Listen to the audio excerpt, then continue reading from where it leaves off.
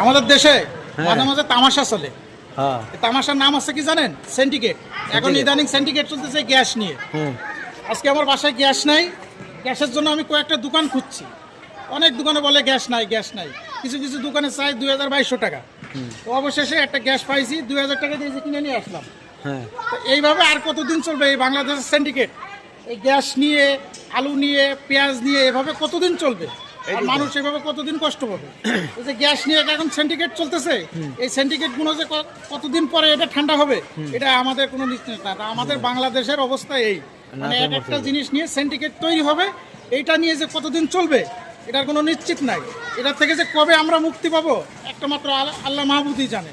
তো যাই হোক, এটা যদি কোনো কর্তৃপক্ষ থাকে এটার দিকে একটু নজর দেন, যাতে গরিব মানুষ এই গ্যাস নিয়ে আর অবহেলিত না হয়। এই গ্যাস 2000 টাকা 2500 টাকা, যে গ্যাসের দাম ছিল 1000 টাকা, সেখানে ছিল 1200 টাকা, এখন 2000 টাকা 2200 টাকা, কেউ 2500 টাকাও চাচ্ছে। অনেক দোকানদার এগুলো জমাট করে রাখে এই গ্যাসের জন্য। মানুষের খুব কষ্ট হচ্ছে। কোনো কর্তৃপক্ষ থাকলে এটার দিকে একটু নজর দিয়েন, আল্লাহর দোহাই লাগে। আর এভাবে মানুষ যেন কষ্ট না পায় এই বাংলাদেশে। যাই হোক, ধন্যবাদ, ভালো থাকেন, সুস্থ থাকেন।